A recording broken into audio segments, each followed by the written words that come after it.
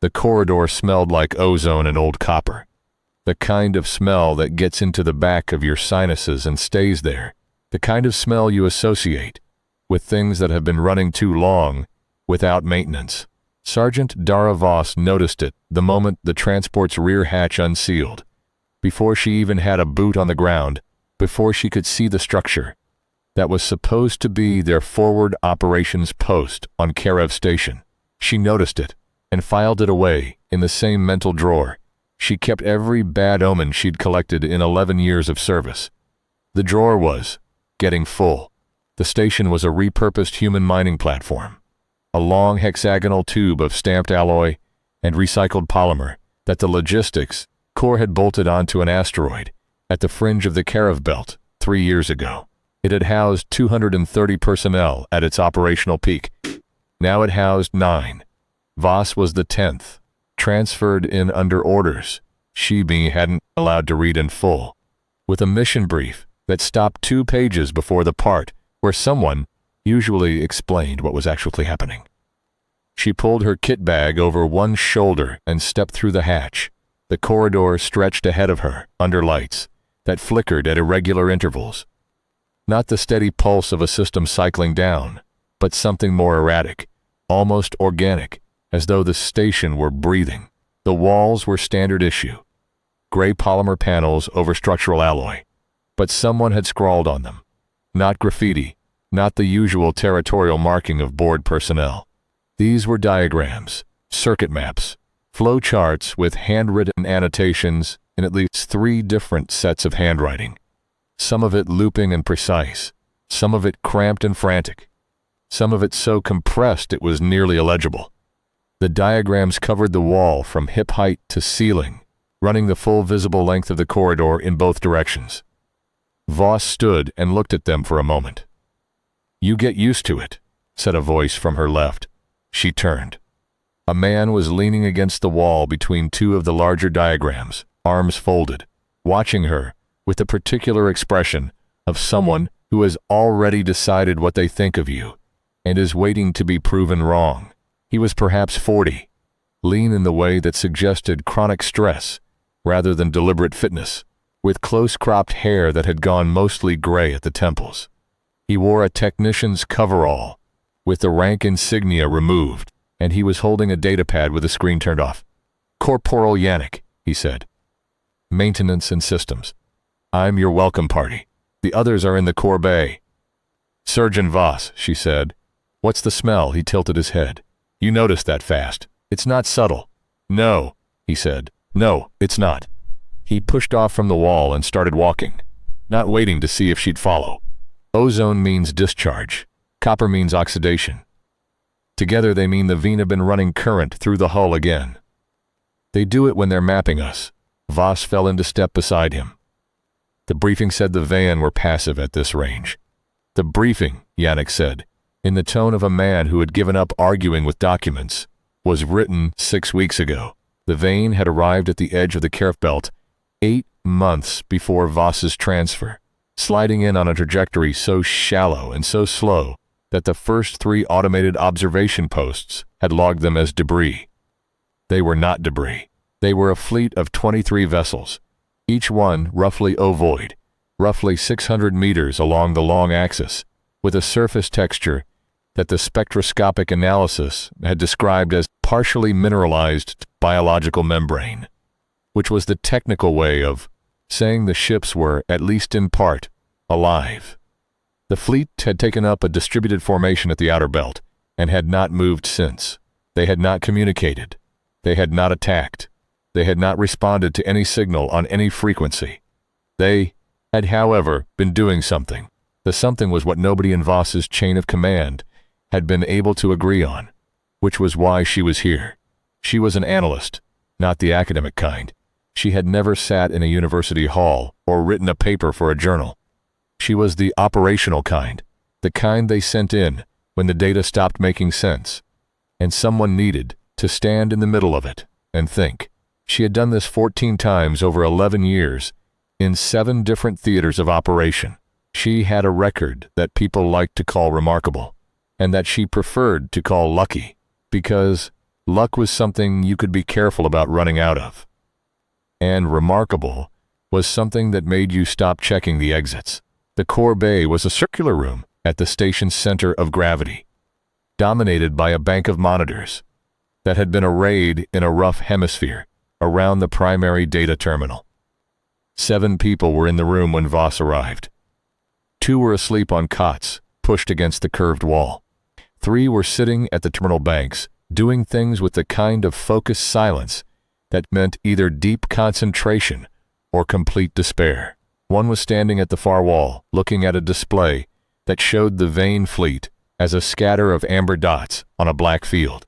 1 was sitting cross-legged on the floor in the middle of the room, eating from a ration pack and reading something on a handheld screen. The one at the display turned when Voss entered. She was a tall woman in her mid-50s, with the bearing and the deliberate stillness of someone who had learned long ago to conserve her energy for things that mattered. Her collar bore the insignia of a major. "Voss," the major said. "I'm Hartwell. You've seen the corridors." "Yes, ma'am. The diagrams are the work of technical specialist Marin, who is one of the 2 sleeping. She started drawing them about 3 weeks ago. We haven't asked her to stop. The working theory is that she's externalizing a cognitive process she can't otherwise manage." Hartwell paused. "The slightly less comfortable theory is that she's not drawing them herself." Voss looked at her. "Ma'am, the Veen have been doing something to us," Hartwell said. "Something to our minds. Not all of us, not uniformly, not consistently, but enough of us, enough of the time, that I need someone in here who can look at this from outside and tell me what I'm missing." She looked at the scatter of amber dots on her display. "They haven't fired a weapon. They haven't transmitted a signal. They've just sat there, 8 months, and done whatever it is they do, and 4 of my 9 people can't sleep without dreaming someone else's dreams. And one of them is drawing diagrams she can't explain. And one of them," she stopped. "One of them what?" Voss said. Hartwell was quiet for a moment. "One of them walked into the cargo bay 2 weeks ago and recited, in approximately 40 minutes of uninterrupted speech, a complete technical specification for a device none of us have ever seen, in a language none of us speak. We recorded it. The linguists have been working on it since. They say it's not any human language, living or dead. They say the phonological structure is consistent with Vane vocalization." The person on the floor, eating from the ration pack, looked up. He was young, perhaps 25, with an open face and eyes that were slightly too alert for the hour and the setting. He met Voss's gaze briefly, then looked back at his screen. "That's Lander," Hartwell said. "He's the one who gave the recitation." Voss slept 4 hours in a bunk that smelled like the previous occupant's anxiety, which is a specific and unmistakable smell, distinct from regular fear, something to do with the duration of it. She woke to the sound of someone moving in the corridor outside, and lay in the dark, listening to the station breathe around her. The structural flexion of the hull, the cycling of the air processors, the occasional sharp crack of thermal expansion in the outer skin. Normal sounds. She counted them the way she counted everything, building the baseline so she'd recognize the deviation. She got up at what the station clock called 0600 and found Yannick in the small galley space, off the core bay, standing over a thermal unit with 2 cups of something hot. "You want coffee," he said. "It's not coffee, but your brain will believe it is if you don't look at it too long." She took the cup. "Tell me about the mapping." He handed her the second cup and leaned back against the counter. "The Vane fleet runs current through the asteroid field in patterns. We picked it up first on the magnetometric sensors, ripples in the local field that didn't correspond to any natural source. We traced it back to a low-frequency emission from 3 of their vessels, the ones on the inner margin of their formation, closest to us." He drank. "The patterns change. The first month they were simple, regular pulses, symmetric geometries, like someone testing a new instrument, testing the range of it. The second month the patterns got more complex, more irregular. More," he paused, "more targeted," Voss said. "Yeah." He looked at her over his cup. "More targeted. And you think the targeting is responsible for what's happening to your people. I think, Yannick said carefully, that what's happening to my people is consistent with what would happen if someone found a way to write to a human brain from outside, the way you'd write to a data storage medium if you knew the encoding. If you could map the architecture. He set down his cup. The Vane have had 8 months to map us. They've had 8 months of living human minds, 9 of them, right in range, and the patterns in those electromagnetic emissions look, to the people we've had analyze them remotely, like a learning curve, like something getting better at something. Voss stood with that for a moment. She thought about the corridor walls, the diagrams in 3 different handwritings, the young man reciting 40 minutes of a language no human throat had ever shaped before. What's the device, she said. The one Lander described. Yannick was quiet.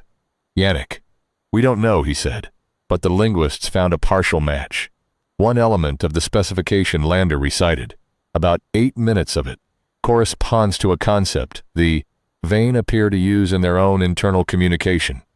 The concept, as best as anyone can translate it, is something like he picked up his cup again, looked at it. The architecture of forgetting. She spent the rest of the morning reading everything the station had, which was both more and less than she'd been led to expect. More data. The magnetometric logs were extraordinarily detailed. Months of careful observation by people who clearly understood what they were, watching even if they couldn't explain it. Less context. The analysis reports were full of carefully worded gaps, places where someone had clearly reached a conclusion they weren't willing to write down in official documentation.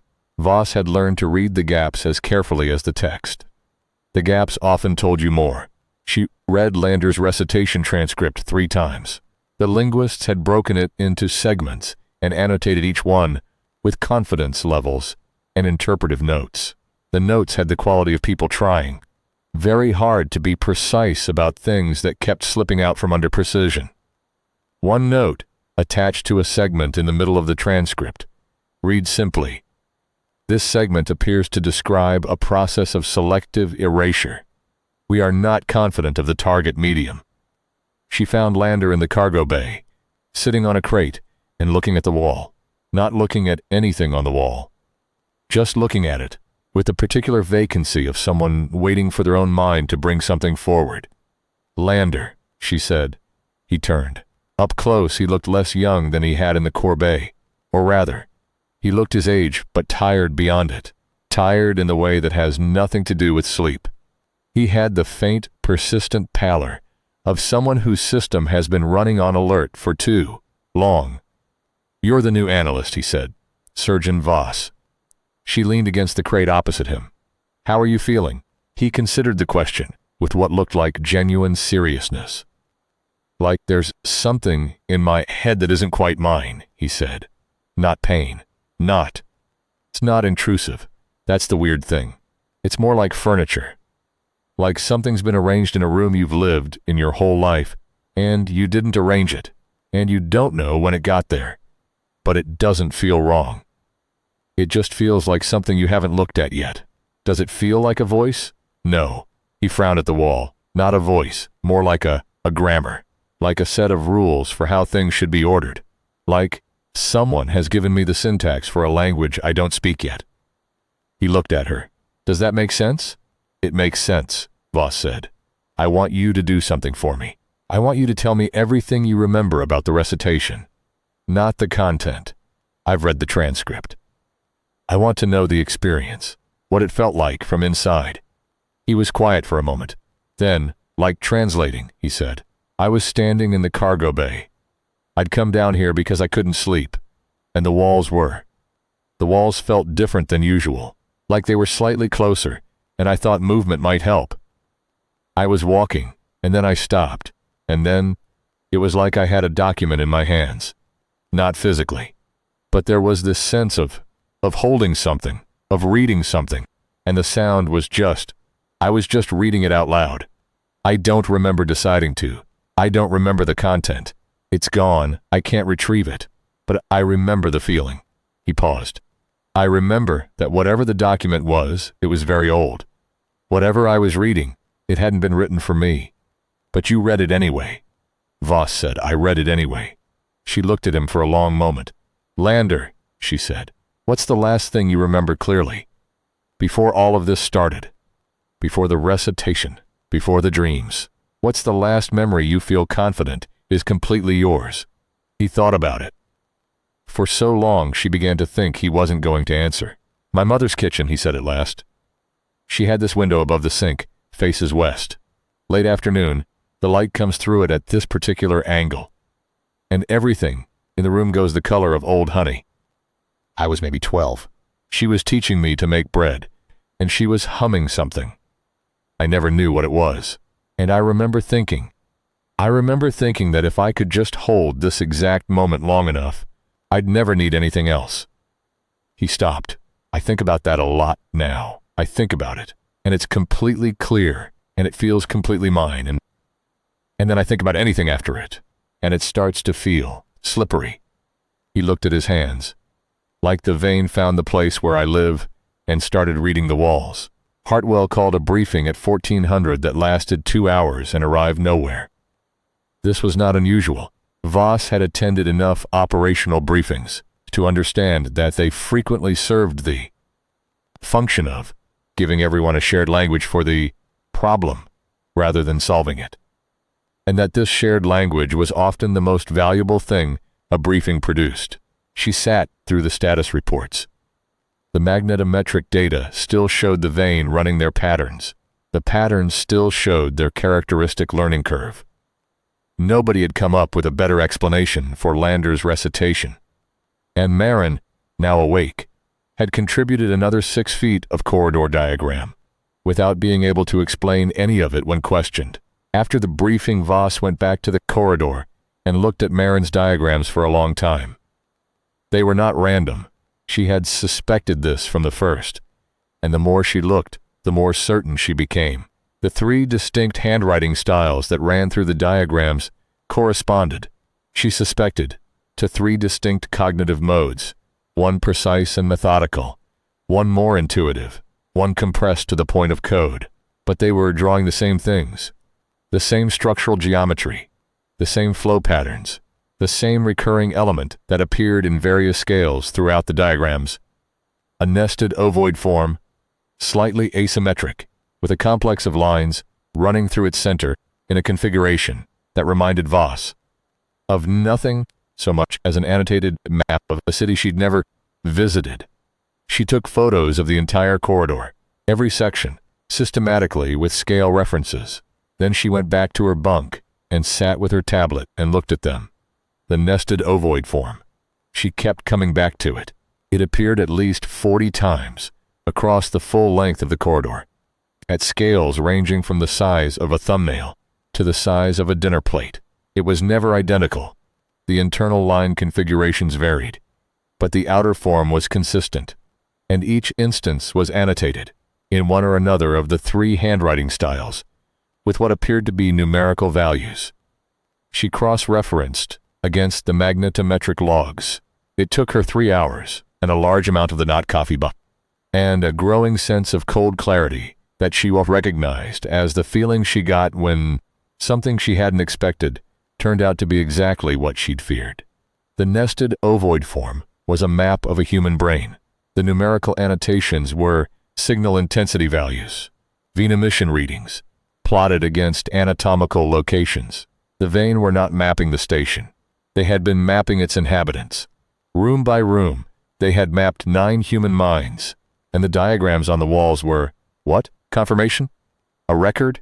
Or something more unsettling, a response? A reflection? The mapped material, reproduced by the very minds that had been mapped, flowing back out into the physical world. She sat with this for a long time, and then she went to find Yannick. They're learning how we remember, she told him.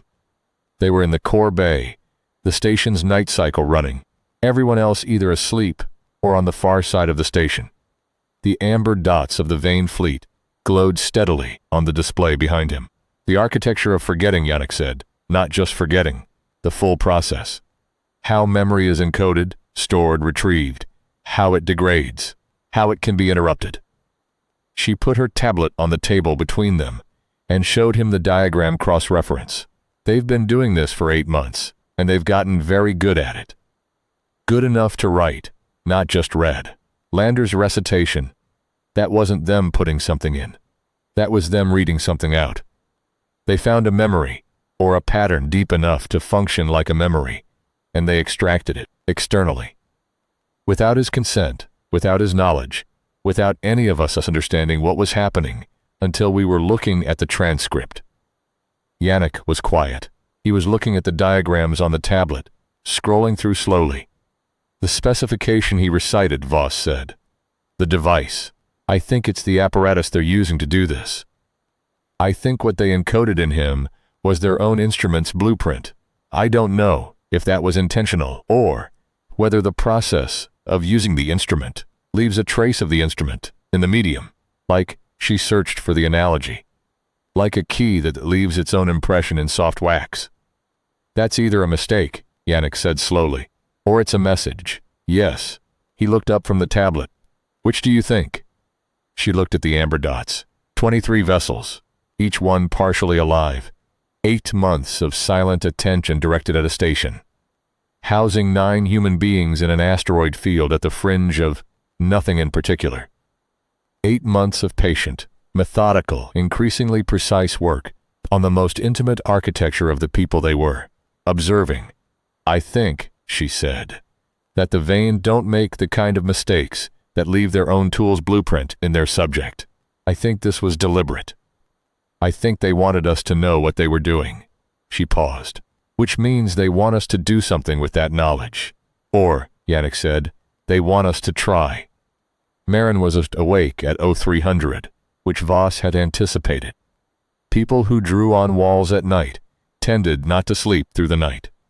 She found her in the corridor, adding to a section near the junction, with the cargo bay access, the marker in her hand, moving with the automatic quality of transcription rather than composition, someone writing down something they were receiving, not inventing. Marin, Voss said quietly. Marin didn't stop drawing. I know, she said. I know it looks bad. It doesn't look. It looks like work. Voss sat on the floor of the corridor, with her back against the wall opposite. You were a systems engineer before this posting? Structural dynamics. I did stress modeling on habitat platforms. Marin's hand kept moving. I haven't done anything that looks like this in my life. I don't know where it comes from. I don't feel wrong when I do it. I feel like I'm remembering something, or like I'm being remembered. Being remembered? Marin stopped. She looked at what she'd just drawn. It was one of the nested ovoid forms, this one larger than the others, filling most of a panel between 2 conduit runs. The internal line configuration carries more elaborate than any of the previous instances. Like something is retrieving me, she said, the way you retrieve a file, not all of me, a particular slice of me, the part that can understand this. She tapped the diagram. They found the part of me that could understand this, and they're using it as a library. To write what? She put down the marker and sat back on her heels. In the flickering corridor light, she looked older than she was, or perhaps just more accurately, her age. The specifications Lander recited. You've cross-referenced the diagrams to them? Voss looked at her. You know about that. I drew the correlation table, Marin said, 2 nights ago. 3rd junction down on the right. I didn't know that's what I was drawing until you figure it out, and I heard you figure it out. Through the hull. She looked at Voss with an expression that was trying very hard to be calm. That's not possible, is it? Hearing someone think? No, Voss said. It's not possible. No. Marin looked at her hands. So either I'm losing my grip, or they've gotten very good at this. She spent the next 72 hours in a state of controlled intensity that she recognized as the best version of herself. The version that emerged only when the problem was complicated enough and real enough to require everything she had. She ran the cross-reference to completion. She built a reconstruction of the device from Lander's recitation and Marin's structural diagrams, using Yannick's engineering background to translate the specifications into something that could at least be theoretically rendered. The result, on paper, was an instrument of extraordinary complexity and elegance, something that could, in theory, interface with the electromagnetic signature of a conscious mind from a distance, map its architecture, and then run selected signals through that architecture with enough precision to trigger specific cognitive events, memories, dreams, the recitation of technical specifications stored in a medium other than the human brain. The device was, in short, a way to talk to human beings without them knowing they were being talked to. Voss presented this to Hartwell on the fourth day. Hartwell listened to the full presentation without interruption, which Voss had learned to read as the mark of someone who already suspected where you were going and was waiting to see if you'd get there. When Voss finished, Hartwell was quiet for a long time. Behind her, the amber dots of the Vane fleet sat in their formation, as still as they'd been for 8 months. They could have done this from the start, Hartwell said. 8 months ago, they could have had whatever information they were going to extract from us, and been gone. They're not here for intelligence. No. Then, what are they here for? They're here, Voss said, because they found something in us they weren't expecting. She had been thinking about this for 3 days, and she was still not entirely certain, but she was certain enough. The Vane.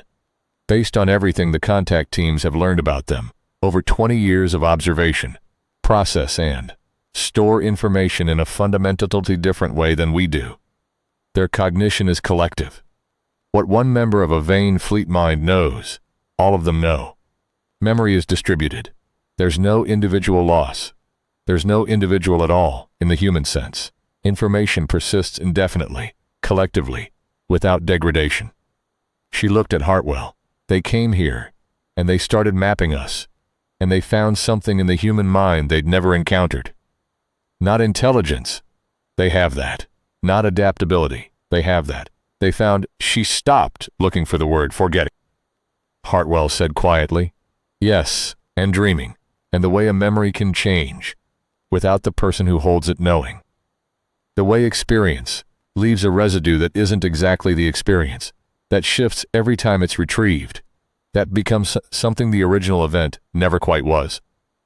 They found that human memory is not storage. It's not a record. It's a living thing that rewrites itself. She paused. And they don't have that. They can't have it. Their architecture doesn't allow it. Every experience they have is preserved perfectly and permanently, and can never become anything other than what it was. Hartwell said nothing for a long time, and the device they encoded in Lander is the product of 8 months of trying to understand how we do it, Voss said. The specification isn't for a reading instrument. Not only. The specification is for an instrument that can generate the condition, create the architecture, take a fixed, permanent, collective memory and introduce into it the capacity for drift, for rewriting, for the kind of non-exact preservation that turns experience into meaning over time. They want to learn to forget, Hartwell said. They want to learn what forgetting does, Voss said. Which is different. Forgetting isn't the goal. What forgetting makes possible is the goal. She thought about Lander's description of the afternoon light in his mother's kitchen, the way it had remained clear while everything after it became slippery. The value of that clarity. The value of the slippage. They've been alive, collectively, continuously. For what the contact teams estimate is somewhere between 10 and 15,000 years. Perfectly preserved memory. All of it. Every experience every member of every fleet mind has ever had. 15,000 years of perfect recall, and no capacity for it to become anything other than what it was. She looked at Hartwell. Can you imagine what 15,000 years of perfect memory with no possibility of meaning-making feels like? Hartwell looked at the amber dots. Like a corridor, she said at last. Long and unchanging and perfectly lit. There was a moment, 2 days after the Core Bay briefing, when Voss thought she understood something about the Vane that no one else on the station had articulated yet. She was in the small observation blister at the station's forward end, a rounded protrusion of reinforced polymer the size of a closet, fitted with a single reclined chair, and designed for a form of low-grade recreation that the station's previous full complement had apparently used for sanity maintenance. The blister gave a clear forward view into the belt, and from it, if you knew where to look, you could see the Vane fleet, not as individual vessels, but as a faint thickening of the star scatter in one particular direction, a slight irregularity in the pattern that your mind wanted to smooth out and correct, until you forced it to stop. She had been sitting there for 20 minutes, doing nothing useful by any operational metric, when it occurred to her. The Vane were not interested in what humanity knew. They were not here for intelligence or strategy, or the technical specifications of human weapons, or the locations of human fleet assets. They were not evaluating humanity as a threat or as a resource, or as any of that categories that tended to structure how one technological civilization responded to the discovery of another. They were interested in what humanity was, what human minds did, not with information, but with time. How a species that lived in individual bodies for 70 or 80 or 90 years, that couldn't share memory, that couldn't prevent the degradation and alteration of everything they experienced, that lost everything eventually and knew it. How such a species made meaning, what the mechanism was, whether it could be understood from outside or whether it required the experience of finitude to produce. She sat with this and thought about the 15,000 years, a mind that had never lost anything, that held every experience every individual in every fleet mind had ever had, in perfect fidelity, accessible completely, without distortion or degradation. The absolute opposite of what stood at the sink in the kitchen when she was a child, unable to find anything, humming something wordless over the sound of running water. And she thought, yes, she thought, if I had 15,000 years of perfect memory, I would come and sit outside the station of 9 people who were going to forget ever known eventually, and I would spend 8 months trying to understand how they managed to keep living anyway. I would want that, whatever that was. I would want to understand it badly enough to do exactly what they did. She went back to the core bay and a full resend of every magnetometric log from the first month of Vane arrival. The period before the mapping emissions had begun, the period of simple regular pulses that everyone had initially logged as testing.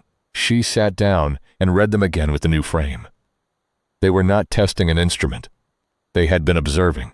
The first month was pure observation.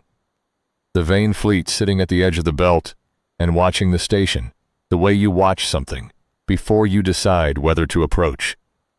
The simple symmetric pulses were not technical. They were attentive. The mathematical regularity of them was not calibration. It was patience. It was the silence before speech, maintained so carefully that it had looked, to the human observers who'd logged it, like nothing at all.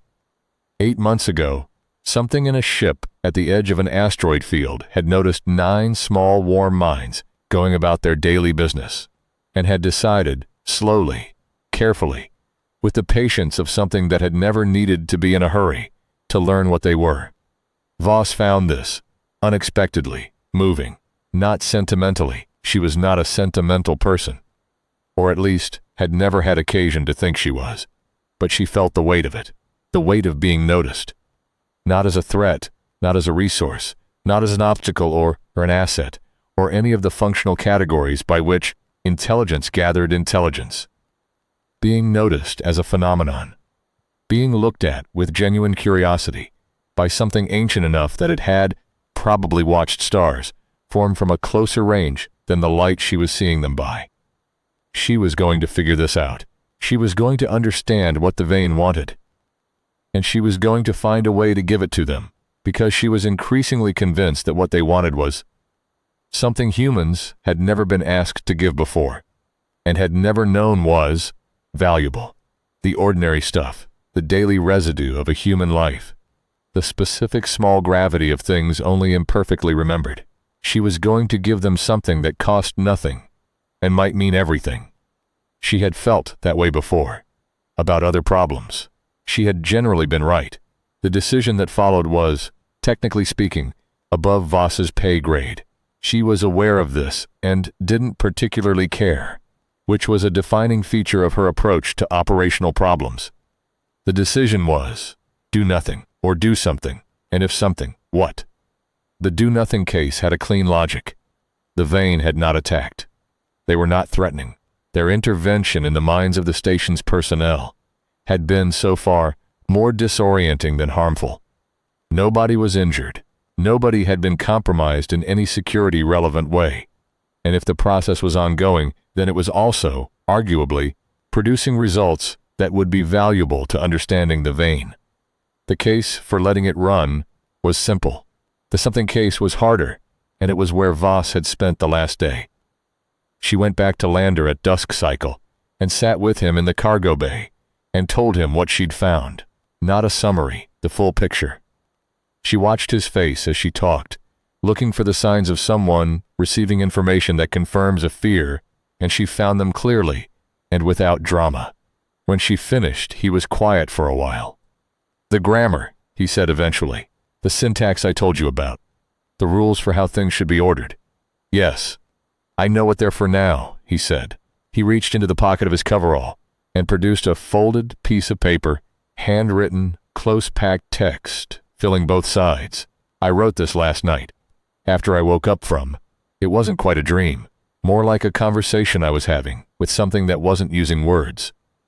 When I woke up, I wrote it down before I could lose it. He held it out to her. She unfolded it. The handwriting was neat and very small and very controlled. The handwriting of someone transcribing, something they were afraid to misrepresent. It was written in English, or mostly in English, with occasional clusters of phonetic notation that were not English and were not any language she had a name for.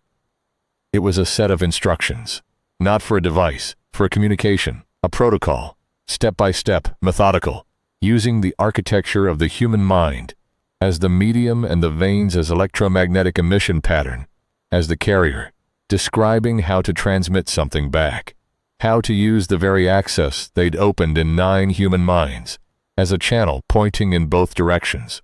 They sent you the return address, Voss said. I think so, Lander said. He looked at the paper in her hands. I think they've been waiting for us to figure out what they were doing. I think they didn't know how else to reach us. They don't have language the way we have language. They don't have individual voices. They couldn't just knock. He paused. So they found the part of us that was already listening, and they wrote into it until we started writing back. Voss took the question to Hartwell, which was correct procedure. And Hartwell sat with it for 4 hours, which was also correct procedure. And at the end of 4 hours, Hartwell called Voss back in and said, all right, tell me what you want to do.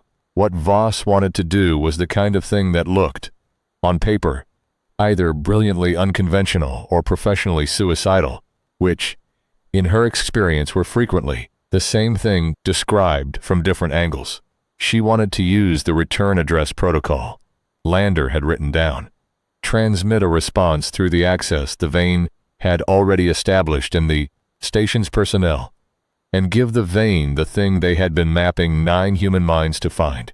Not information, not strategic intelligence, not the location of human fleet assets, or the technical specifications of human weapons, or any of the things that a reasonable alien entity might want from 8 months of covert cognitive surveying. She wanted to give them a memory, not a real one, not something extracted from any of the 9 people on the station. Something constructed, a synthetic memory built with the same deliberate imprecision that characterized human recollective experience, with the drift and the emotional residue, and the subtle alterations of repeated retrieval already built into its architecture. A memory that had never happened but was built to feel, at the architectural level, like something that had. An introduction, she told Hartwell, a demonstration. Here is what this is. Here is what it does. Here is the experience of holding something that changes every time you touch it, and you think they'll understand it. I think they've spent 8 months getting ready to understand it. She thought about the diagrams, the corridor walls covered from hip to ceiling, the 3 distinct handwriting styles, all drawing the same forms. I think, They've been building the capacity to receive this specific transmission for 8 months in us. And we've been helping them without knowing it. She paused. That's not exploitation. That's collaboration that we didn't have the vocabulary to recognize. Hartwell looked at her for a long time. You're making an argument, she said finally, that what we should do, in a situation involving an unknown alien species that has been covertly accessing the minds of 9 of my people for 8 months without consent, is deliberately reach back into that access and hand them something. Yes, and your basis for trusting that this is safe is, it's not, Voss said. It might not be safe, but I think. She stopped and started again, because she wants to say this correctly. I think the relevant question isn't whether it's safe. The relevant question is whether the alternative is better, and the alternative is 9 people who are already connected to a fleet, mind, that has been learning to use them, with no protocol for communication, and no way to signal intent in either direction. The danger isn't in reaching back. The danger is in being accessible without being legible. She met Hartwell's eyes. We're already in the room with them. We might as well say hello. The preparation took 3 days. Lander, who had the deepest access, or perhaps the deepest fluency, it was becoming hard to distinguish the two, was the primary architect of the synthetic memory. Maren contributed the structural architecture, drawing from months of unconscious diagram making a technical precision she couldn't have constructed deliberately. Yannick built the transmission apparatus from specifications that were partly derived from Lander's handwritten protocol and partly improvised from components he cannibalized from systems the station could spare. Voss oversaw all of it and spent most of the 3 days in a state of controlled, near silence, that the station's personnel, after the first day, understood to mean she was thinking and should not be interrupted unless something was on fire. On the first day, the main problem was technical. The Vane's access to the station's personnel was not a single unified channel. It was more like a field, distributed unevenly across all 9 individuals, with concentrations in the 3 who had been most affected. Lander was the strongest concentration point, which was why his recitation had been so complete and so clear. But transmitting back through a single concentration risked. Nobody was sure what it risked. The vocabulary for this situation didn't exist. Yannick suggested overload and immediately withdrew it as imprecise. Lander suggested speaking too loud in a small room, and nobody had a better. The solution they settled on was to use all 3 primary access points simultaneously. Lander as the primary channel, Maren contributing structural coherence, and a 3rd member of the station's personnel named Olofsson, who had been experiencing the mildest effects, but whose pattern, according to the magnetometric logs, was the clearest and most stable. The 3 of them would hold the transmission jointly, a form of relay that Yannick calculated would distribute the signal load and reduce the risk of any single mind carrying more than it had been opened to carry. Olofsson, when Voss explained this to her, was quiet for a moment. She was a practical person, an environmental systems technician, the kind of person who thought in flow rates and filtration cycles, and tolerable deviation ranges. She had not been part of the earlier conversations about what was happening on the station, because she had not, she said, been entirely sure that something was happening, rather than that she was losing her grip. She had started sleeping badly about 2 months after the Vane arrived, and had not said anything because she had not wanted to be a problem. Voss listened to this and felt, not for the first time in her career, the particular frustration of understanding that the people you needed most were often the ones most likely to be sitting quietly in a corner trying not to be a burden. You're not losing your grip, she told Olofsson. You've been receiving a signal you weren't told about, in a medium you didn't know existed, for months. That's disorienting. It's not pathology. Olofsson looked at her. You want to use me as a transmitter. I want to ask if you're willing to try. There was a pause. Olofsson's expression moved through several things Voss couldn't name precisely, ending somewhere that looked like the particular kind of decision that involves accepting rather than choosing. "All right," she said. "Show me what I need to do." Voss showed her. The preparation for Olafsson's role was mostly about stillness and receptivity, the opposite of what she was usually doing, which was managing systems that needed active intervention. She spent most of the first day learning to do less. Lander sat with her for several hours and described, as best he could, what the grammar felt like, the syntax of it, the way it organized without imposing, the way you could hold it and still be yourself within it. He was not sure how much of what he said was helpful. He said so. Olafsson said she appreciated the honesty, and that most of it sounded like the way she felt when she was calibrating a new filtration cycle, waiting for the system to tell her what it needed, rather than deciding in advance. That might be exactly right, Lander said. On the second day, the problem was the content of the synthetic memory itself, not the technical architecture. Maren had that in hand, drawing on months of structural knowledge she hadn't consciously known she had. But the emotional register, the thing they were going to transmit, needed to have the specific quality of a human memory in the middle of its life, not fresh and not faded, carrying the particular texture of something that had been retrieved multiple times and had changed a little with each retrieval. Too fresh and it would read as data, clean and exact. Too faded and the architecture would not hold. The emotional residue would not be legible. They needed something that had been lived with. Voss had written down her beach. That was the core, but a single memory, even a layered and imprecise one, was not a comprehensive demonstration. She needed to build something that showed the van not just one example, but the full range. The way memory interacted with longing, with loss, with time, with the specific human habit of returning to the same experiences and finding them changed. She needed to encode not just a memory, but the experience of having memory, the experience of being a kind of mind that held its past loosely and found in that looseness not deficiency, but a kind of resilience. She asked each member of the station's personnel to write something down, not for transmission. She was clear about that. She was not going to use anyone's actual memories without explicit consent and full understanding. She asked them to write as a way of thinking out loud about what memory felt like from inside. What it was like to be a person who forgot things. What she got back was unexpectedly various and unexpectedly precise.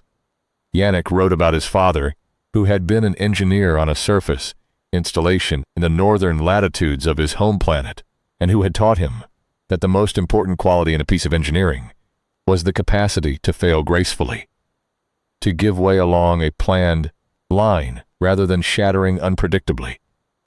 He wrote about learning this not through instruction, but through watching his father work in a series of workshop afternoons that had no clear beginning and no clear end in his memory, just a continuous quality of attention and the smell of machine oil and the sound of his father thinking out loud in a low voice that was not quite meant to be heard.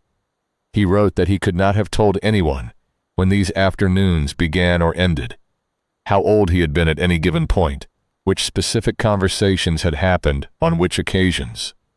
They existed in his memory as a single continuous warmth without clear edges, and he thought that this might be more accurate than a precise chronological record, because what the afternoons had meant to him was continuous and undivided, and the blurring of their individual instances reflected something true about what they had given him.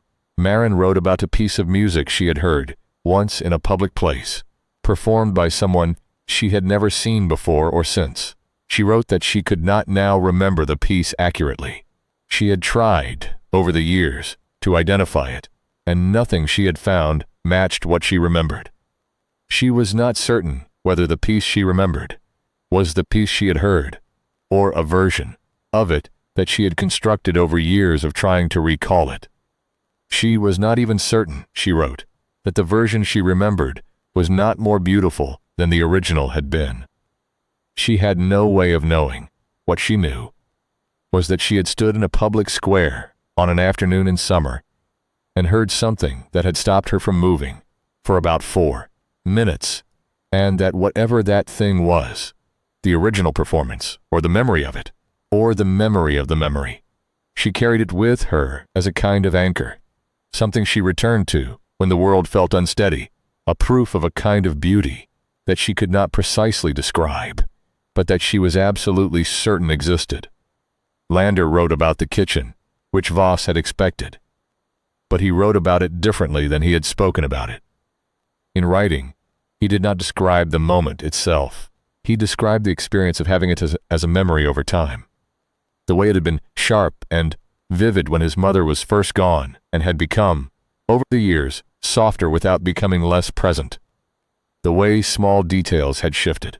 The way he was now not certain whether the window had faced west or south. The way the song his mother had been humming had become more abstract over time. Less a specific melody than a quality of sound, a tone. He wrote that he used to find this shift distressing, as though he were losing her again in small increments. He had stopped finding it distressing when he understood that the shift was not erosion, but adaptation. The memory was making itself fit to serve the purpose he needed it for, which was not accurate historical record, but something more like a hearth. Something you went back to for warmth, not for information. Olafsson wrote 2 sentences. I remember my first day on my first posting, standing at an airlock seal and thinking, this is the most important thing I've ever done. I was wrong about what I was doing, but I was right about the feeling. Voss read all of these and understood that she had the material she needed. She spent the rest of the second day building the synthetic architecture around these accounts. Not reproducing them, not transmitting anyone's actual memories, but using them as the blueprint for the qualities she needed to encode. The way lived memory had soft edges, the way it adapted to use, the way it could be wrong about specifics and right about meaning, the way the imprecision was the point, not the failure. She worked with Marin on the structural encoding and with Lander on the grammar, the syntax that would make this legible to a mind that had never encountered anything like it. And by the end of the second day, what they had was something that could not have existed without the specific people who had contributed to it, which felt right, which felt, in some way she couldn't articulate technically, like the correct form for a first gift. On the third day, she went back to her bunk and sat with the beach for a long time, not working on it, just holding it, the photograph in the drawer, the young woman at the waterline, the shoes. She thought, whatever happens, I gave this away deliberately, and I don't regret it, she thought. That's probably what she was doing in the photograph, too. Standing there deliberately, not regretting it. She went to sleep and dreamed of water, and woke up unable to remember the dream, except as a feeling of blue, which was enough. On the second day, sitting alone in the core bay at 0400, with the amber dots burning steadily on the display, she thought about what the synthetic memory should contain. She had been approaching this as an engineering problem. What architecture, what structure, what encoded properties would best demonstrate to a collective mind with perfect recall the specific experiential quality of human remembering? But she kept coming back to something simpler. She thought about her mother, who had died when Voss was 32, 3 years into her service. A woman who had kept a small apartment in a city on the north coast, with a view of the water, and an absolute inability to remember where she had put anything ever, which had been a source of constant mild comedy throughout Voss's childhood. After her mother died, Voss had gone back to the apartment to sort through her things, and she had found, in a drawer in the kitchen, a photograph of a beach she didn't recognize, taken at a time before Voss was born, of a woman who might or might not have been her mother at a much younger age, standing at the waterline with her shoes in her hand, and the particular expression of someone who has not yet understood that this moment is going to matter. She had never asked, in time, who had taken the photograph, or when, or where. The beach, the shoes, the expression on the young woman's face. These were the contents of a memory she would never be able to fully retrieve because the person who held the original was gone. What remained was not the memory, but the space the memory had occupied, shaped like something irretrievable. carrying its own gravity. She thought that might be enough. She wrote it down. Not precisely. Not in the way that would convert cleanly to transmission parameters. She wrote it the way it lived in her, complete with the gaps, the uncertainties, the places where she had filled in what she didn't know with what she felt it might have been. She wrote the beach and the shoes, and the expression on a face she might or might not have recognized. She wrote the drawer in the kitchen, the quality of the light in the apartment. On that day, the weight of the envelope the photograph had been in. She wrote the version of it she remembered now, knowing it was not the version she would remember in 10 years, knowing that the next time she retrieved it, something would be slightly different. Some small detail would have shifted without her knowing, and the thing she was writing was already not what it had been the first time she'd remembered it. And that this was not loss. That was the thing she wanted to transmit. That the change was not loss. That the inexactness was not failure. That a memory which rewrites itself is doing something a perfect record can never do. It is becoming. She handed it to Lander the next morning. He read it twice, folded it, and put it in his pocket. He didn't say anything. He didn't need to. They ran the transmission on the third evening, ship day, with the whole station's 9 personnel present. Either by choice, or because there was nowhere on the station that was far enough from the core bay to be genuinely absent. Yannick had rigged the apparatus to interface with the station's own electromagnetic emitters, not through any of the implanted access that the Vien had opened in the personnel's minds, but alongside it, transmitting on the frequency the Vien themselves had been using for their mapping runs. The same channel, a different voice. It took 11 minutes. For most of those 11 minutes, nothing was visibly happening, which was consistent with what Voss had told everyone to expect. She stood at the edge of the room and watched the magnetometric display, where the Vane fleet's emission signatures were visible as a layered set of waveforms in the lower half of the screen. For the first 8 minutes, those waveforms were unchanged. Regular, the same patterns they'd been running for weeks. At minute 9, they changed. Not dramatically. Not in the way that would look like an attack, or a response, or a retaliation. The change was subtle. A shift in the frequency distribution of the emission patterns. The kind of shift that Voss would have said, if she were writing a report, was consistent with a receiver recalibrating to a new signal. The patterns became not simpler, but more concentrated, like something paying closer attention. At minute 10, Lander made a sound she'd never heard a person make before. Not pain, not distress. Something closer to recognition. The sound of encountering something familiar in an unexpected form. He put his hand against the wall to steady himself. And Marin was immediately beside him, one hand on his arm, and he turned to look at her with an expression Voss couldn't fully interpret, except that it contained a quality of relief that she had not seen on this station since she'd arrived. At minute 11, the Vane fleet moved, not aggressively, not in formation, not on a vector toward the station or toward any human asset.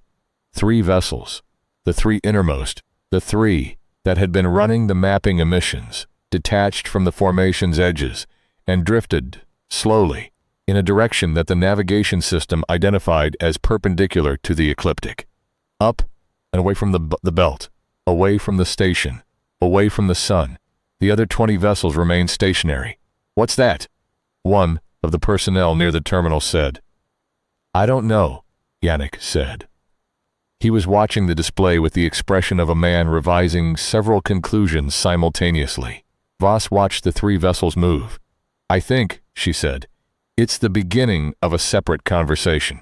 In the weeks that followed, the station's personnel stopped drawing on the walls. Not all at once. Marin went on for another 5 days, completing something in the corridor outside the core bay that she said, when she looked at it finished, felt like a letter she had received and was only now able to read.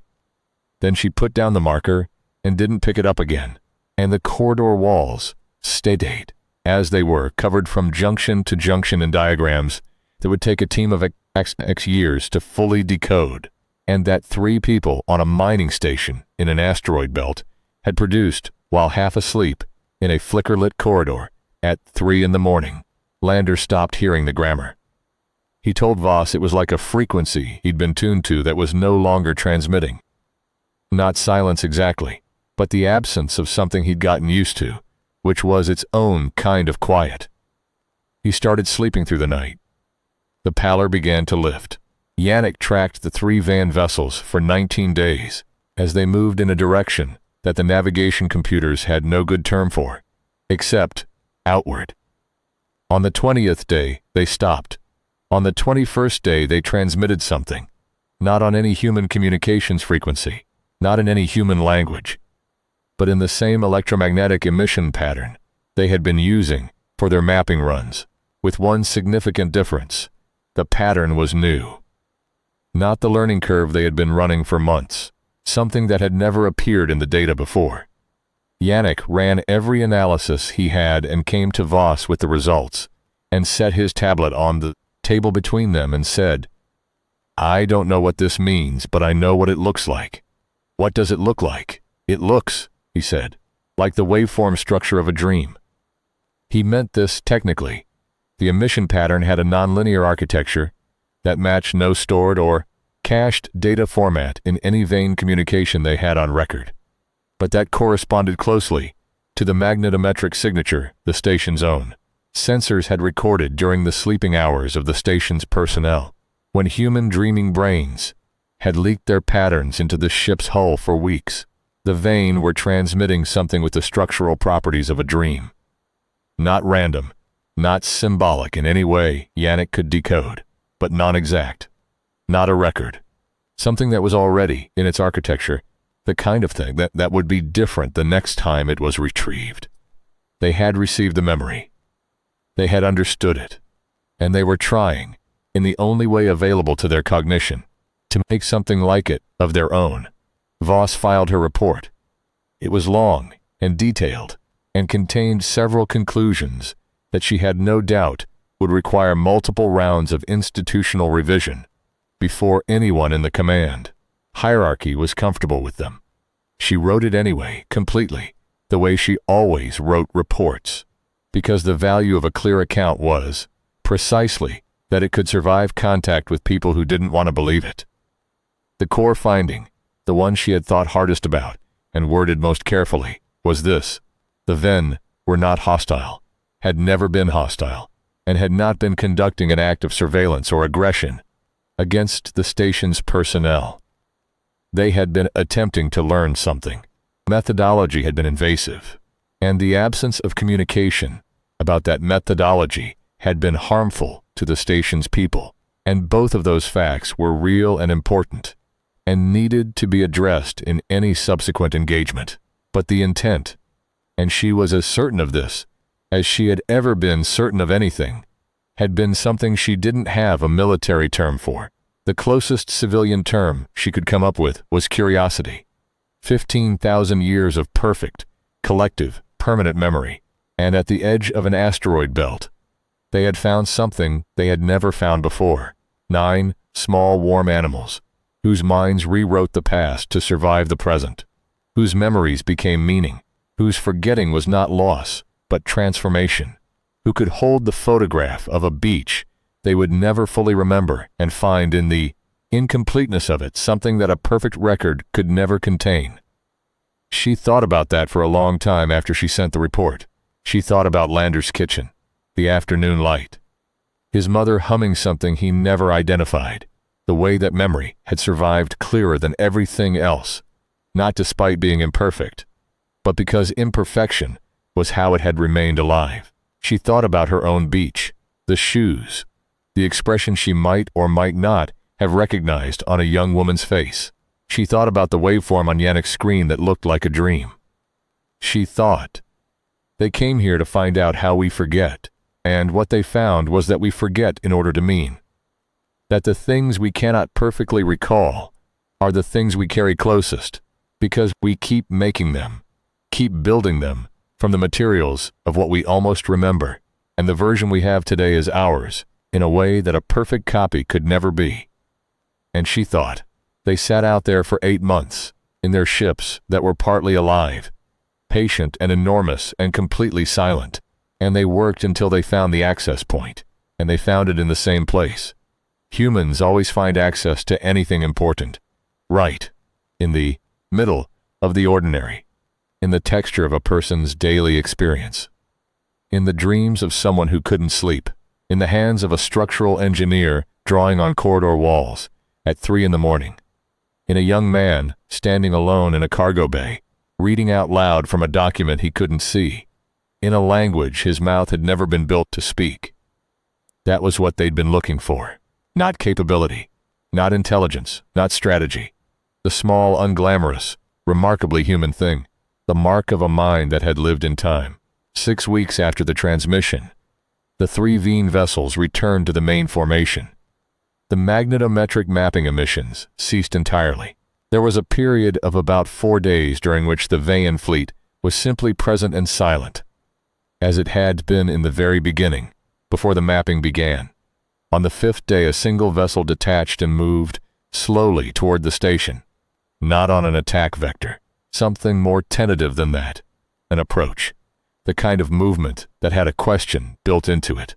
Voss was in the core bay when it happened, and she watched it come on the display for a long time before she said anything. "How close?" she said. "At current rate, about 12 hours, Yannick said. "They could be at dock range by morning." She thought about this. She thought about docks and range and morning, and she thought about access points and methodology, and the difference between being reached into and being reached toward. She thought about the waveform that looked like a dream. She thought about what it must feel like, if a collective mind in a partly living ship could feel, to have made something for the first time that you had never been capable of making before. The uncertainty of it, the way the inexactness would not be familiar, the way you would not yet know what to do with the fact that what you had made would never be exactly the same thing twice. "Let them come," she said. The vessel that came to the dock was the smallest of the 3 that had detached, barely 60 meters along its long axis, which still made it twice the width of the station and 5 times its length. But in the context of its fleet mates, it was almost delicate. It matched the station's rotation precisely and held station at 30 meters off the dock extension, not moving, not transmitting, not doing anything that could be mistaken for aggression. Hartwell and Voss and Lander stood at the viewport and looked at it. It was closer than any human had been to a Veen vessel while it was occupied. The contact team's observation had always been at a distance, through sensors, with plenty of space between. Up close, it was extraordinary. The surface had the texture that the spectroscopic analysis had tried to describe. Not quite biological, not quite mineral, something in between that suggested a long evolutionary process, with a specific outcome in mind. In the station's running lights, the hull color was a deep amber, close to the color of old honey, and the internal structures that were faintly visible through it pulsed with a slow, even rhythm. "Is it breathing?" Lander said. "I think so," Yannick said from behind them. The vessel did not open. There were no airlocks on any surface they could see, no apparent means of ingress or egress. But something happened. After about 20 minutes of the 4 of them standing at the viewport looking at it, something in the frequency distribution of the local electromagnetic field changed. The kind of change that Yannick had spent months learning to read as intentional, and the display on the secondary screen showed a new waveform that hadn't appeared before. It wasn't the dreaming waveform. It wasn't the mapping waveform. It was something new. Something that, when Lander saw it, made him take a sharp breath and lean closer to the screen. "What is it?" Hartwell said. He shook his head, but the shake wasn't negation.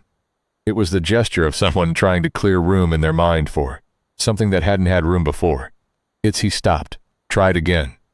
"It's asking a question," he said at last. "I don't know how I know that. I can't decode it. But the structure of it, it has the shape of a question, of something that doesn't know its own answer yet." "Can you respond?" Voss said. He looked at her. Then he looked at the vessel, the amber hull, the slow pulse, the faint, deep structures. The 8 months of patient work and the 19 days of outward travel, and the waveform that looked like a dream, and the question-shaped signal that didn't know its own answer. "I can try," he said. He put his hand against the viewport. Not a technical gesture. Nothing about it interfaced with any equipment. Just a human being, placing his palm against the cold polymer and looking at something enormous and patient. And for the first time, genuinely uncertain, waiting to see what he would do. Voss watched him do it. She watched the vessel's hull, looking for any change, any response, any indication that the gesture had been seen. The pulse changed, not dramatically. One cycle, a slight increase in amplitude, then returning to baseline. But it was there. It was measurable. Yannick recorded it and said nothing for a long time, and then said quietly, "I think it saw him." The contact protocols took months to develop. Voss was not part of that process. She was pulled out and sent to 3 other postings before the formal framework was established, which was consistent with how these things worked. She filed reports from each posting and followed the Reichschief Station situation through the official updates that filtered through the command network. The Vane fleet remained at the belt. The 3 vessels that had detached eventually rejoined it, but not before each of them had spent time in dock proximity with the station, doing the slow exploratory work of 2 cognitions trying to develop a shared language from scratch. Lander stayed on. Marin stayed on. Yannick stayed on. Hartwell was promoted and transferred, then transferred back when it became clear that the continuity of personnel who had been through the original contact was irreplaceable. The formal updates were careful and bureaucratic and conveyed the technical progress clearly. What they could not convey, and what Voss had to reconstruct from the occasional personal communication she received from Lander and Marin, was the quality of it. What it was like to be in a room, in a station, in a dock range exchange with a vessel partly alive, while 2 kinds of mind tried to find the ground they shared. Lander, in one of his messages, described it as learning to speak through the part of us that forgets. He said the Vane were extraordinarily patient, which surprised him. He had expected an intelligence that old and that capable to be impatient. Instead, they were careful, deliberate. They made mistakes, and seemed in some way he couldn't fully articulate, to value the mistakes, as though the making of an error was itself novel. And the novelty was something they were learning to appreciate rather than eliminate. He said, in a later message, that he'd started having dreams again. Real ones this time. Not the vein-shaped experiences of the early months, just the ordinary kind, the kind that don't translate in the morning, that leave a residue of feeling, without a coherent narrative.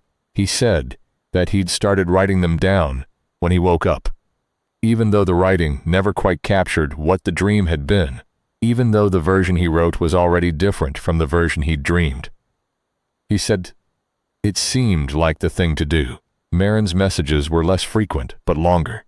She wrote in a way that Voss recognized as the natural voice of someone who had spent months externalizing their thought process in diagram form, and now found that writing felt similarly like drawing, a way of making internal structures visible.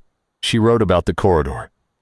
She wrote about standing in front of the completed diagrams, weeks after she had stopped adding to them, and the experience of reading them as a finished document, rather than producing them as an ongoing act of transmission.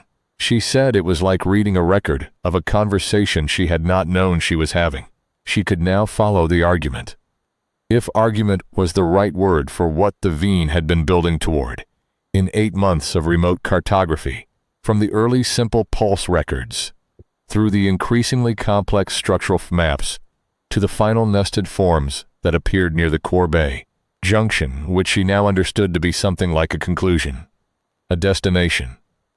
The last diagram she had drawn, the large one that she had said felt like a finished letter, was not a description of the device. It was a description of the process by which the device worked. It was, in other words, an explanation offered after the fact. The Vane, having completed their study, had used the same channel they'd used to gather the study to leave behind, through Marin's hands.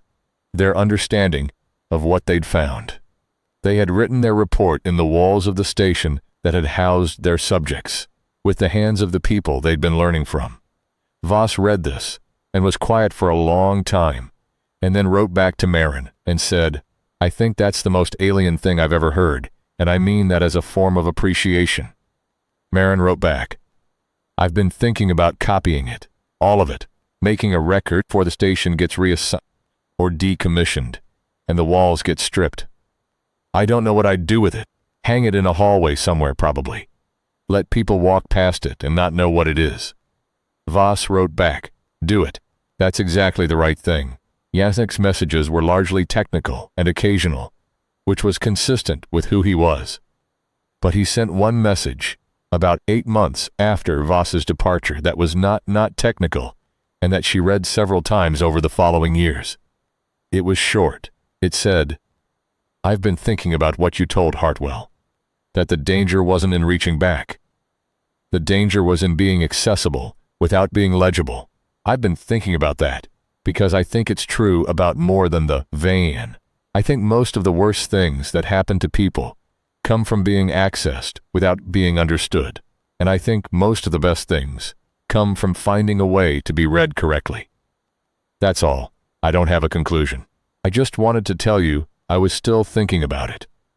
She had no good response to that, so she wrote, "So am I," and didn't send anything else. The second vein transmission, when it came through 6 months after the first, was longer. 23 words rather than 9, which the contact team at KRF noted in their log, was the same number as the vessels in the vein fleet, and which may or may not have been significant. The message had been transmitted in the same way as the first, through the access point architecture to Lander direct. And Lander had written it down immediately upon waking and sent it to the contact team, who had forwarded it through to command. It said, "We have been trying to make the thing you sent us. We do not know if we have made it correctly. We would like to show you." The contact team's initial read was that this was a request for a meeting. The first formal meeting request in any recorded van-human interaction history. Voss, reviewing the message from her posting on the far side of the system, noted in her commentary that it was not quite a meeting request. It was something slightly more specific and slightly more remarkable. It was an offer to share a first attempt. The Vane, who had been alive for 15,000 years and had a perfect record of every experience any member of their distributed mind had ever had, were asking whether they could show someone their first failed draft. She was not on the Karev contact team. The formal meeting was not her assignment. She wrote a lengthy technical commentary on the message and its implications, filed it through official channels, and then requested, through a separate and entirely unofficial channel, a transfer to the Karev assignment. The transfer came through in 11 days. She had expected it to take longer. She was met at the station dock by Yannick, who had aged slightly and looked, she thought, more at ease than she had ever seen him. The particular ease of someone who has settled into a problem they've decided to live with rather than solve. He handed her a cup of the not coffee, and they stood for a moment in the corridor outside the Pride. Doc and she looked at the diagrams, which were still there, which would apparently always be there, which the station commander had formally logged as a protected installation record, after a long argument with logistics about the polymer panel replacement schedule. "You read Marin's message," he said. Yes, she made copies, floor-to-ceiling reproductions on canvas. She's got one in her quarters and one in the main briefing room. And she sold 3 to a researcher at the university contact program, who paid more than anyone expected. He drank. "Lander is in the core bay. The Vane are at the belt. Everything is where you left it, more or less. More or less," she said. "There's been a development." He said it in the way that meant something significant without being dramatic, the way experienced people said things that required time to process. "The dreaming waveform, the one I logged as first return, they've been refining it. Over the last 8 months, they've transmitted 27 iterations, each one slightly different from the last. We've been logging them all. I've been running comparison analysis on the series." He paused. "They're not random variations. The sequence has a direction to it. The waveforms are getting more, not complex exactly, more layered, like they're adding depth, like they're getting better at something through repetition rather than computation." Voss looked at him. "They're practicing," he said. She stood with that for a moment. An intelligence 15,000 years old, with perfect recall of every moment of its vast existence, deliberately producing imperfect iterations of a thing it was trying to learn, refining it through the process of making it, rather than through the process of calculating the correct form. Not optimizing, practicing, not solving for the answer, living with the question. "That's the thing they wanted," she said. "That's the thing they came here for. And that's the thing we gave them." "What thing?" "The experience of getting better at something," she said. "Not having it, not knowing it. Getting there. The gap. The space between attempt and achievement, where you're not one and not the other, where the thing you're making is still becoming." They came here and they mapped 9 human minds, and what they found in there wasn't the knowledge we de-accumulated or the capability we developed. What they found was the lived experience of not being finished, of still becoming, of being a mind that is always partway through something rather than complete. She looked at the corridor walls, the diagrams, the 3 handwriting styles, the nested ovoid forms, the annotated flow maps of 9 people who hadn't known they were being studied and whose ordinary unfinished lives had apparently been the most interesting thing in this sector of space. "That's what they kept sending back in those waveforms," she said. "Not what they'd made. The experience of making it. The experience of iteration, of imperfections moving toward something it might never fully reach." She looked at him. "They think that's the thing we have, the thing that makes us different from them. Not intelligence, not adaptability, the experience of becoming." He was quiet for a while. Then he said, "We've been calling this first contact." "I know, but we've been here the whole time. 9 people in a tin box. We didn't go out to meet them. We didn't send a signal. Existed. We just were what we were, and that was enough."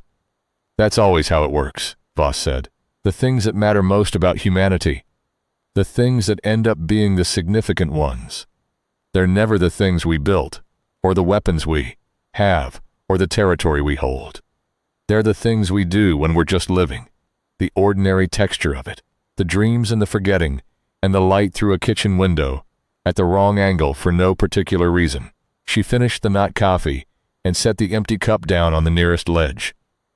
"We've been selling ourselves as a military species, a technological species, an expanding species. Turns out, the most interesting thing about us is what happens when someone goes looking in our heads at 3 in the morning. Yannick smiled at that. A small, reluctant smile of someone who has been persuaded of something they would have preferred not to believe. "All right," he said. "Lander's waiting." She followed him down the corridor, past the diagrams, past the nested ovoid forms, and the annotated flow maps, and the 3 distinct handwriting styles, all drawing the same understanding from different angles toward the core bay and the amber dots on the display, and the question-shaped signal that didn't know its own answer yet. Behind her, the corridor lights flickered at their irregular intervals. Not the steady pulse of a system cycling down, but something more erratic, almost organic, as though the station were breathing. Voss was on her 4th posting after Karev when the news came through that the van had, for the first time in any recorded period of contact, transmitted a signal in a human language. Not in a human communications frequency, not in a way that any standard monitoring would have caught, but to a linguist on the Karev contact team, through the same access point architecture that the fleet had spent 8 months developing. In English, which was the language of the 9 personnel who had been on the station during the initial contact period. The message was 9 words. It was not a strategic demand. It was not a territorial claim. It was not a warning or a greeting in the formal sense, or any of the things that a first formal transmission from an alien intelligence might reasonably be expected to contain. It was. We have a memory that may have been yours. Voss read this in a briefing summary and sat with it for a long time. She thought about the photograph, the beach she had never found, the young woman at the waterline with her shoes in her hand, the expression she might or might not have recognized.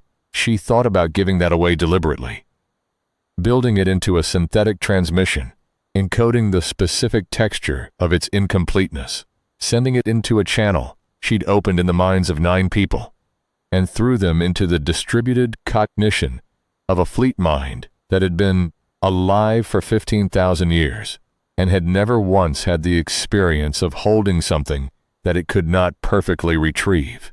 She thought. They kept it, she thought. Of course they kept it. She sent back a reply through official channels, which took 11 days to reach Kharov Station, and from there, to reach the Vane's contact team, in whatever form the contact team had developed for outward transmission. The reply was brief, and she composed it in under a minute and did not revise it. It said, "We have a memory that is yours. Here it is." And she attached the transmission log from the 11th minute of the original signal. Not the content, but the structure, the waveform, the shape of the thing she had sent, which was by now different from the thing it had been when she sent it, changed by the travel and the time, and the having been received, carrying the imprint of its own journey, the way things do when they are kept. She thought about it occasionally in the years after, in the spaces between postings and reports, and the accumulation of other work. She thought about it. Set, the way you think about a thing that has changed how you understand something important, not with drama, but with the low persistent attention of something that has settled in alongside everything else, and is quietly rearranging the furniture. She thought about the corridor, the diagrams, the 3 handwriting styles all drawing the same forms in the flickering light, someone else's understanding flowing through hands that could suddenly hold it. She thought about the young man at the viewport with his palm against the cold polymer, the pulse changing, the measurement. She thought about a civilization 15,000 years old, patient beyond any scale she could intuitively grasp, sitting in its ships at the edge of an asteroid belt, and doing something that she suspected even now had no precise analog in any human language. The closest she could come was learning to hold a thing loosely, learning that a thing held loosely, a thing allowed to change in the holding, a thing that would be different the next time you reached for it, was not a lesser thing, was possibly a greater one.